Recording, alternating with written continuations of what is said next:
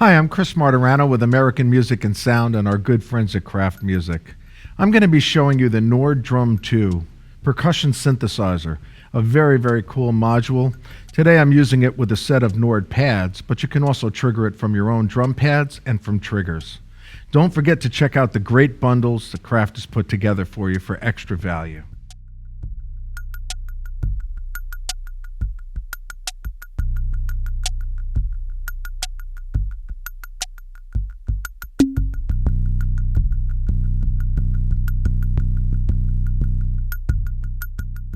The Nord Drum 2 percussion synthesizer has broken percussion elements down into 3 different elements, and they refer to them as tone, noise, and click.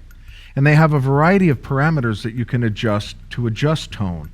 The tone might be analog waveforms, allowing you to synthesize classic electronic drum machines, or they might be more interesting FM spectra that allow you to actually create bells, or different kinds of tuned percussion instruments, such as marimba.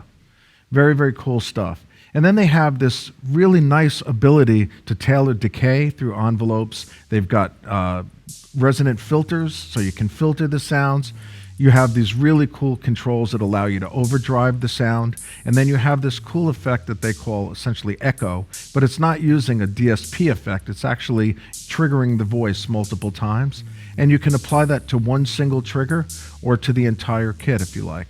They also allow you in here some very cool features so that you can copy and paste individual percussion sound that you make to different pads.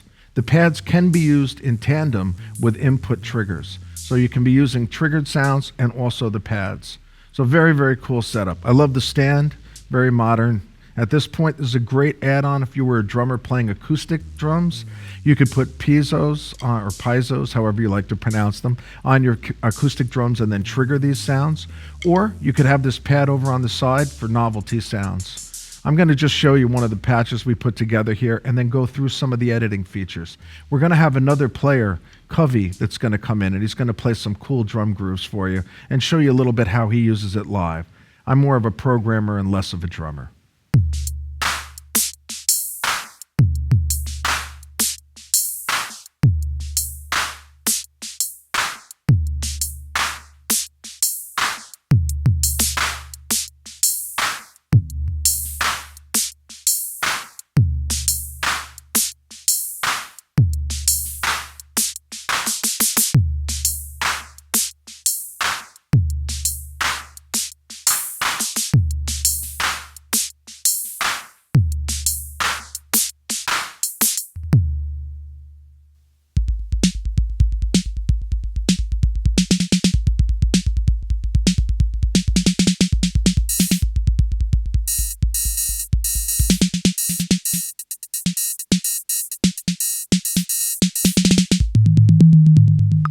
Okay, let me explain a little bit how it works. You have 2 rows essentially showing you all of your editing parameters, and there's an upper and a lower field.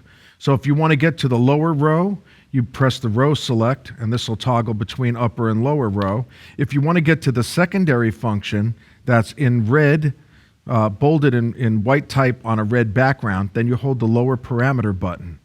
So let's look also at the triggering that's going on here. As I hit a pad, we see an LED illuminate here, and I can set individual trigger points and thresholds. So I can set the sensitivity for every pad so that we can get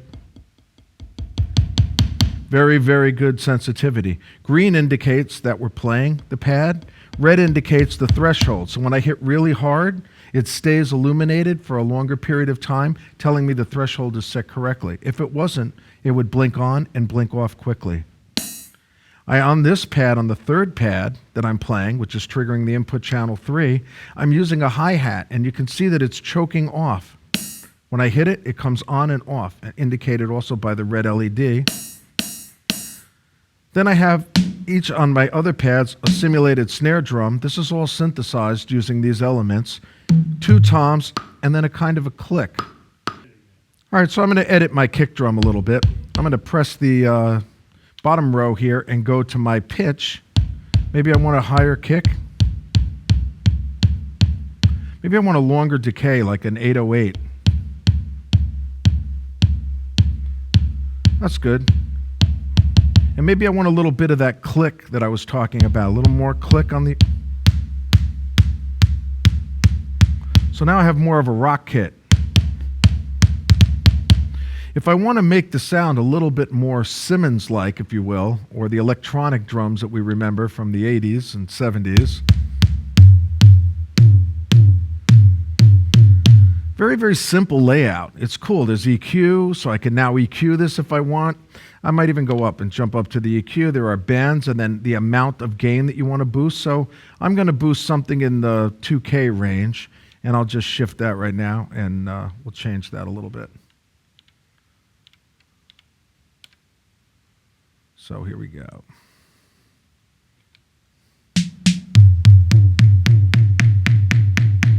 So we can hear I'm adding more head crack by changing the EQ. If I want to change the level, there's a level control, there's a pan control. Maybe I want to put some filtering on it. So I'll add some resonance and then change the filter.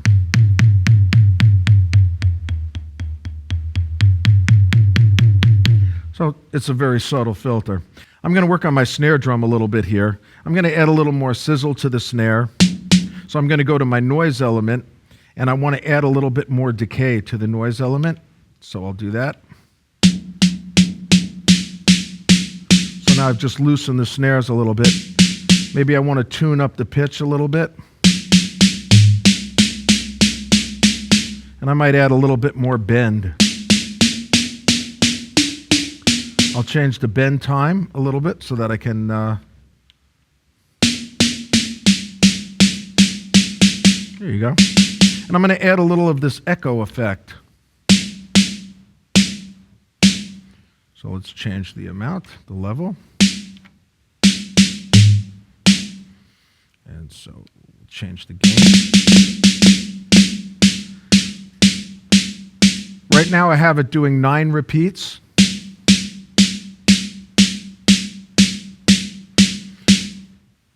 So we'll work on a tom-tom now. I don't hear enough head crack in this, so I'm going to add a little bit more of this click element. And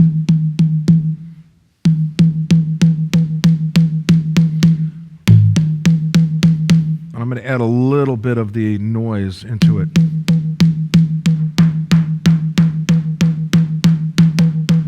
So you can hear.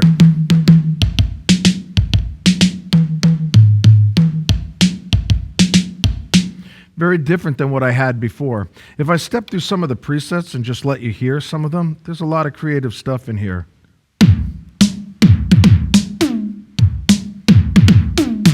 Very reminiscent of an 80s kind of kit in electronica music.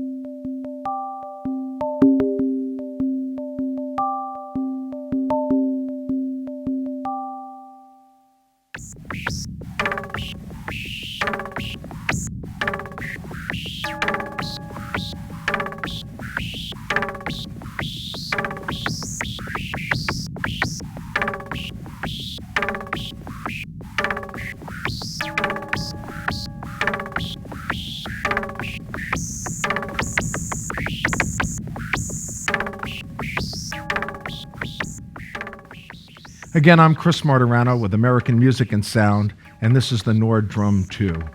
Make sure you check out the Kraft bundles for great value. Thanks again for watching.